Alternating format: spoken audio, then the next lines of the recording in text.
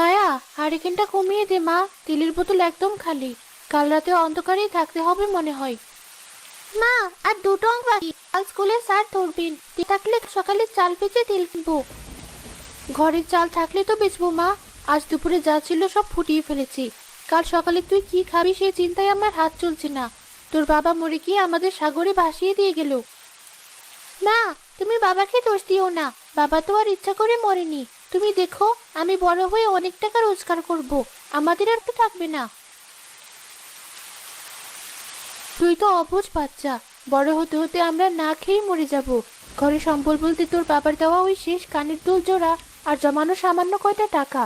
ওগুলো শেষ হলে আমাদের ভিক্ষা করা ছাড়া উপায় থাকবে না।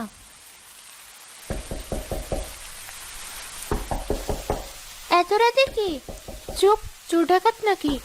আমাদের তো নেওয়ার মতো কিছুই নেই। ভাবি, ও সখিনা ভাবি, দরজাটা একটু খোলেন, আমি বাতেন।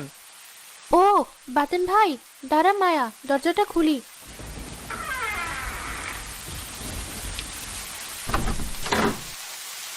বাতেন ভাই, এত রাতে আপনি আর এমন চোরের মতো আসছেন কেন? কোনো বিপদ হয়েছে? বিপদ আমার না ভাবি, বিপদ আপনাদের। ভাইজান মারা যাওয়ার পর আপনারা মা মেয়ে যেভাবে না খেয়ে দিন কাটাচ্ছেন তা দেখে আবার বুকের ভেতরটা ফেটে যায়। ভাইজান আমাকে নিজের ছোট ভাইয়ের মতো দেখতেন, আমি কি আর চুপ করে থাকতে পারি?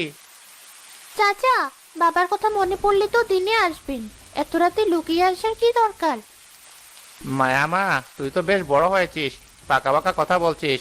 শোন মা, সুযোগ যখন আসে তখন নিঃশব্দেই আসে। ঢাকঢোল পিটিয়ে কি আর বড়লোক হওয়া যায়? কি বলতে চান ভাই, খুলে বলুন, আমার বুক কাঁপছে। ভাবি, শহরের নাম শুনেছেন তো? সেখানে এখন একটা জাদুর কারবার চলছে। বড় বড় সওদাগরেরা টাকা খাটিয়ে এক রাতে দ্বিগুণ করে ফেলছে। আজ টাকা দিবেন, কাল সকালে সেটা দ্বিগুণ হয়ে ফেরত আসবে। বলেন কি? টাকার গায়ে টাকা লাগলে বাড়ি? এটা কি সত্য? আরে ভাবি, আমি কি মিথ্যে বলছি? এই যে আমার হাতের আংটি দেখছেন, গায়ের জামা দেখছেন, এসব ওই জাদুর কারবার। আমি আজ রাতে শহরে যাচ্ছি ওই সওদাগরের কাছে। ভাবলাম আমার গরিব ভাবিটার যদি কিছু উপকার করতে পারি, কিন্তু সওদাগর ছোটখাটো দাম ধরে না। মা, এসব বিশ্বাস করো না। টাকা গাছে ধরে না যে রাতারাতি দ্বিগুণ হবে। চাচা মিথ্যা বলছে। ঠিক আছে, উপকারের দুনিয়া নেই। পিচ্ছি একটা মেয়ে আমাকে মিথ্যাবাদী বলছে। সকিনা ভাবি, আমি চললাম। আপনারা কষ্টে থাকেন, আপনাদের কপালে সুখ নেই। না না ভাই, রাগ করবেন না। ও বাচ্চা মেয়ে, কি বোঝে? আপনি বসুন। সত্যি কি টাকা দ্বিগুণ হবে? ভাবি, আমি সৃষ্টিকর্তার কসম খেয়ে বলছি, কাল সকালে সূর্যের মুখ দেখার আগে আপনার হাতে আমি টাকা তুলে দেব। কিন্তু শর্ত হলো, ঘরে যা আছে সব দিতে হবে। অল্প দিলে লাভ হবে না। কিন্তু ভাই, এটাই আমার শেষ সম্বল। মায়ের বাবার স্মৃতি ওই কানের দুল আর 5,000 টাকা। যদি কিছু হয়ে যায়? আমাকে বিশ্বাস হচ্ছে না? আমি কি পর? ঠিক আছে, দিতে হবে না। না না, আমি দিচ্ছি। মায়ের মুখের দিকে তাকিয়ে ঝুঁকিটা নিলাম। একটু দাঁড়ান।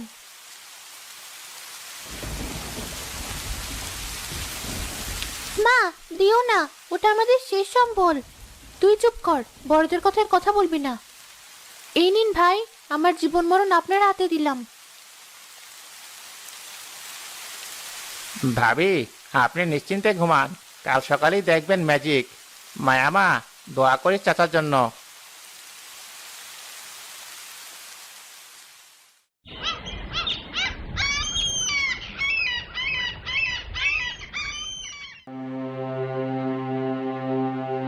দুপুর গড়িয়ে গেল, বাতেন ভাই তো এলো না। সৃষ্টিকর্তা, আমার কি সর্বনাশ হলো!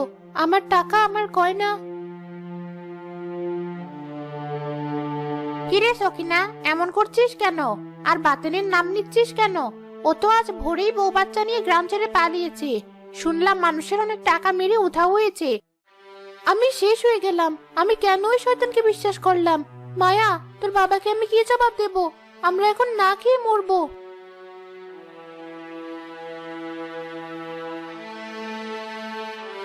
মা, কান্না থামাও। তুই আমাকে মা বলিস না। আমি তোকে পথে বসালাম। আমি বিষ খাবো। বিষ খেলে টাকা ফেরত আসবে না। মা, তুমি আমাকে একটা কথা দাও। কি কথা? আজ থেকে তুমি আর কাঁদবে না। বাতেন চাচা আমাদের লোভ দেখিয়ে বোকা বানিয়েছে, কিন্তু সে জানে না দুনিয়ায় তার চেয়েও বড় লোভী মানুষ আছে, আর লোভী মানুষকে ঠকানো সবচেয়ে সহজ। তুই কি বলছিস আমি কিছু বুঝতে পারছি না। আমি আমাদের সব ফিরিয়ে আনবো, শুধু যা গেল তা নয়, তার চেয়েও বেশি আনবো। তুমি শুধু আমাকে সাহায্য করবে। তুই বাচ্চা মেয়ে, তুই কি করবি? বাঘ শিকার করতে হলে বাঘের গর্তে যেতে হয়। আমি জমিদার বাড়িতে যাব। খবরদার, ওই বাড়িতে যাস না। ওরা বাঘের চেয়েও হিংস্র। আমাদের মতো গরিবদের ওরা মানুষই মনে করে না। মা, মানুষের সবচেয়ে বড় দুর্বলতা হলো লোভ। জমিদার গিন্নি আর জমিদার সাহেব দুজনে লোভে অন্ত। তুমি শুধু দেখো তোমার মেয়ে কি করতে পারে। ঘরে কি সেই পুরনো ভাঙা পাখির খাঁচাটা আছে? আছে, কিন্তু ওটা দিয়ে কি হবে?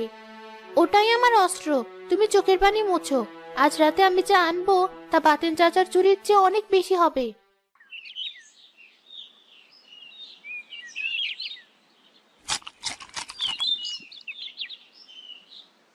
উফ, এই গ্রামের মানুষগুলোর রুচি বলতে কিছু নেই।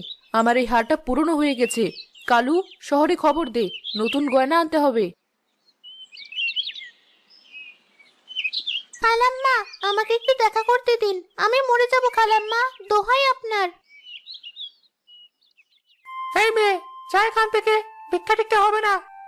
কিসের গোলমাল কালু?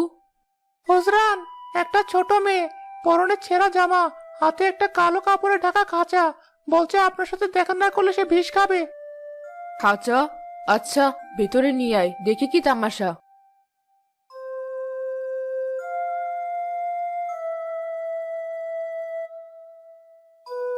খালাম্মা, আপনি এই গ্রামের রানী।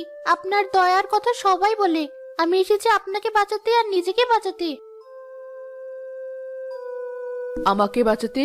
তুই? তোর সাহস তো কম না। কি চাস তুই? খালাম্মা, আমি ভিক্ষা চাইতে আসিনি। আমি এসেছি আমার বাবার রেখে যাওয়া এক অদ্ভুত সম্পদ আপনার হাতে তুলে দিতে। গ্রামের মূর্খরা এর কদর বুঝবেন না, একমাত্র আপনিই বুঝবেন।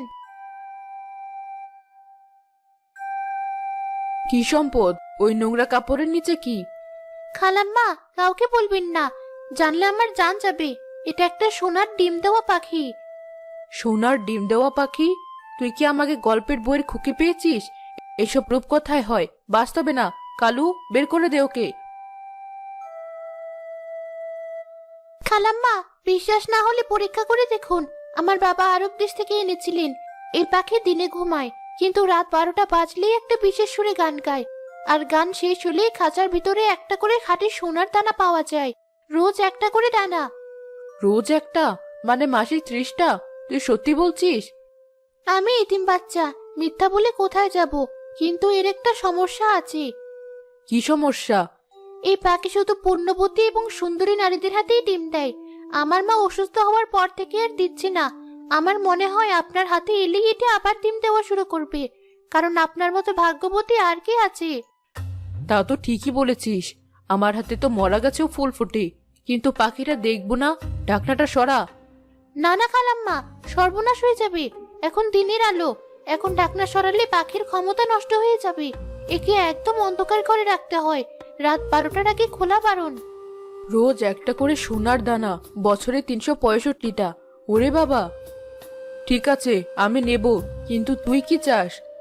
খালাম্মা, আমার মায়ের চিকিৎসার জন্য খুব টাকার দরকার। আর পাখিটা দিয়ে আমি হেঁটে বাড়ি ফিরতে পারবো না। ডাকাতরা আমাকে মেরে ফেলবে। আমাকে যদি আপনার পুরনো ছোট ঘোড়ার গাড়িটা দিতেন, তবে নিরাপদে বাড়ি ফিরতে পারতাম। সামান্য ঘোড়ার গাড়ি আর কিছু টাকা? ঠিক আছে, এনে আমার হাতের বালাটা, আর ক্যাশ বাক্স থেকে 5,000 টাকা দিচ্ছি। কালুকে বলছি পেছনের দরজা দিয়ে তোকে ছোট গাড়িটা দিয়ে দিতে। কিন্তু শোন, যদি কাল সকালে সোনার দানা না পাই, তোকে আমি জ্যান্ত কবর দেব। খালাম্মা, সাবধানে রাখবেন পাখিটাকে। রাত 12টার আগে খবরদার খুলবেন না।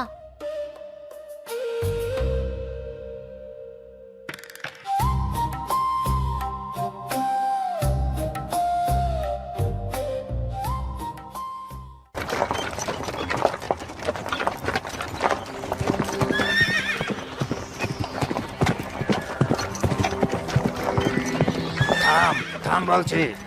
এই বিচ্ছু মেয়ে, তুই আমার বউকে ঠকিয়ে গাড়ি আর গয়না নিয়ে পালাচ্ছিস। আজ তোকে আমি চাবুক দিয়ে সোজা করবো। ওরে বাপরে, হুজুর, আমাকে মারবেন না। আমি তো আপনার কাছেই যাচ্ছিলাম।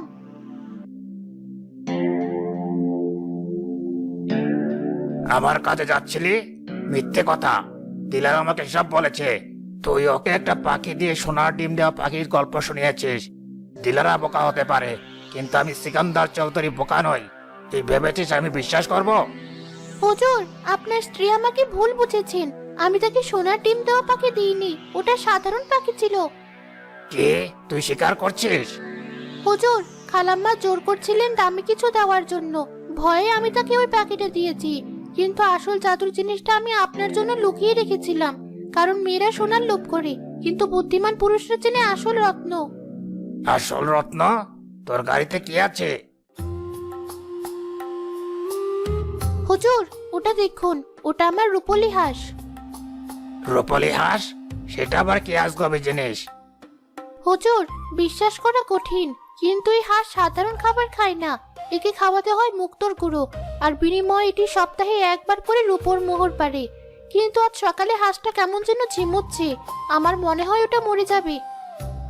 মারা যাবে? কেন? আমার মতো গরিব মানুষ কি মুক্তোর গুঁড়ো খাওয়াতে পারে? তাই না খেয়ে হাঁসটা দুর্বল হয়ে গেছে।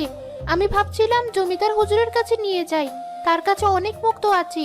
তিনি হাঁসটাকে খাওয়ালে এটি বাঁচবে, আর হুজুরও অনেক রূপোর মালিক হবেন।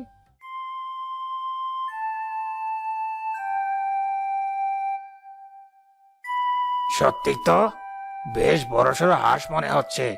যদি কথা সত্য হয়, রূপর মোহর। আর মেয়েটা তো আমার কাছেই আসছিল বলছে। দিলারও তো বোকা, ও ঠকতেই পারে। হুজুর, হাঁসটা যদি আজ রাতে মারা যায় তবে আফসোস করে কুল পাবেন না। আপনি হাঁসটা নিন, আমাকে শুধু ছেড়ে দিন। হুম, ঠিক আছে, আমি তাকে বিশ্বাস করতে পারি, কিন্তু প্রমাণ কি?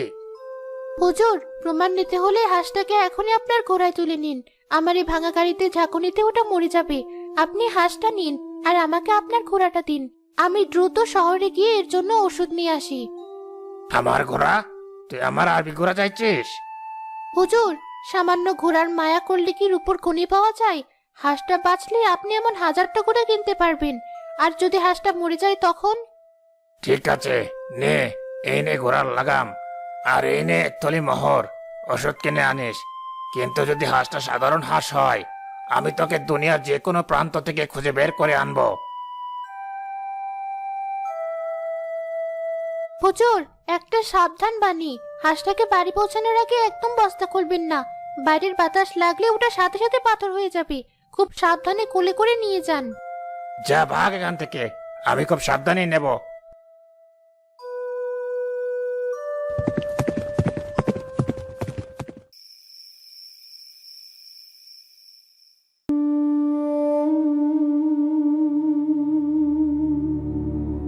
বারোটা বেজে গেছে, এখন আমার ভাগ্য খুলবে।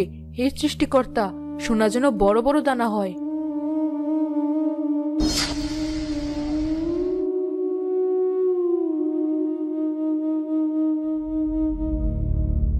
এটা তো চড়ুই পাখি। ওই শয়তান মেয়ে আমাকে ঠকিয়েছে। আমার সোনার বালা, আমার 5000 টাকা। বাতাস যেন না লাগে।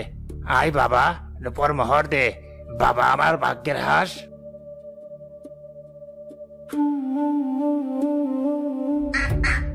আহ! আর আমি হাঁস? এটা তো মজিদ মিয়ার পুকুরের পাতি হাঁস। আমার ঘোড়া, আমার মোহর।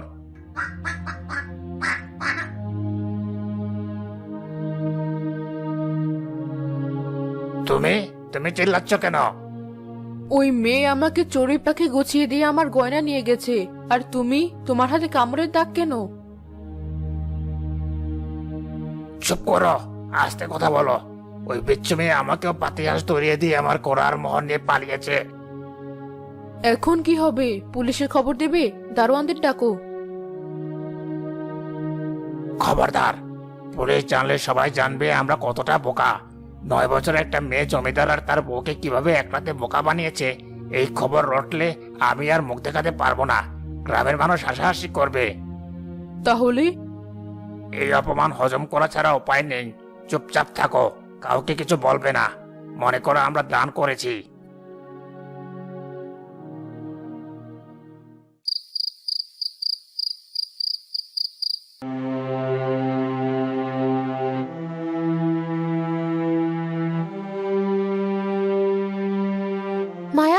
ফিরেছিস? আমি তো মরেই যাচ্ছিলাম ভয়ে। কি হয়েছে? জমিদার তোকে মারেনি তো? মা, এই দেখো। হারিকেনের আলোয় সখিনা পোটলা খুলে চোখ কপালে তুলে এক গাদা টাকা, দিলারার সোনার বালা আর সিকান্দারের দেওয়া এক থলি মোহর। এত টাকা, এত মোহর! তুই ওদের ঠকিয়েছিস। ওরা যখন বুঝবে ওরা তো আমাদের আস্ত রাখবে না। আমাদের এখনই পালাতে হবে। ভয় নেই মা, ওরা কাউকে কিছু বলতে পারবে না। নিজের বোকামের কথা ঢাক পিটিয়ে কে বলে? কিন্তু আমি কোনো নিরীহ মানুষকে ঠকাইনি। নিরীহ না, ওরা গ্রামের জমিদার। মা, তুমি কি জানো আমাদের সর্বনাশ কে করেছে? মায়া একটা জিনিস বের করলো। হারিকেনের আলোয় দেখা গেল এটা একটা পিতলের বোতাম, যার উপর খোদাই করা একটা বাঘের মুখ, জমিদার সিকান্দার চৌধুরীর খানদানি চিহ্ন। এই বোতাম তুই কোথায় পেলি? গত রাতে বাতেন চাচা যখন তাড়াহুড়ো করে উড়ে যাচ্ছিল, তখন তার পাঞ্জাবি থেকে এটা ছিঁড়ে আমাদের মাটির মেঝেতে পড়ে গিয়েছিল। সে খেয়াল করেনি। তার মানে? তার মানে হলো বাতেন ওই জমিদারেরই পোষা কুকুর। ওই সিকান্দার চৌধুরী গ্রামের গরিবদের ঠকানোর জন্য বাতেনের মতো লোকদের কাজে লাগায়। ওরা গরিবের শেষ সম্বলটুকু কেড়ে নিয়ে নিজেরা টাকার পাহাড় করে। আমাদের টাকা আর কানের দুল আসলে ওই জমিদারের পেটেই গেছে। আমি যখন এই বোতামটা খুঁজে পেলাম, তখনই সব বুঝে গিয়েছিলাম। তাহলে তুই জেনে বুঝেই? হ্যাঁ মা, আমি জেনে বুঝেই বাঘের গুহায় ঢুকেছিলাম। আমি চোরের উপর বাটপারি করিনি। আমি শুধু সাপের মাথা থেকে বিষ পাথরটা খুলে এনেছি। এই টাকা, এই গয়না, এগুলো আমাদের ন্যায্য পাওনা। শুধু আমাদের নয়, গ্রামের আরো অনেক অসহায় মানুষের হয়ে আমি প্রতিশোধ নিয়েছি। তুই তো মানুষ না মা, তুই তো একটা হিরে। আমি তোকে চিনতেই পারিনি। মা, কাল সকালে আমরা এই গ্রাম ছেড়ে শহরে চলে যাব। এই টাকা দিয়ে তুমি একটা ছোট ব্যবসা শুরু করবে, আর আমি ভালো স্কুলে পড়বো। বাবার স্বপ্ন আমি পূরণ করবই। যে আমাদের ঠকিয়েছে তার কাছ থেকে আমরা আমাদের নতুন জীবন শুরু করার রসদ আদায় করে নিলাম। এবার আর কেউ আমাদের ঠকাতে পারবে না। চল মা, আজ রাতে পেট ভরে খাই। অনেকদিন পর আজ শান্তিতে ঘুমাবো।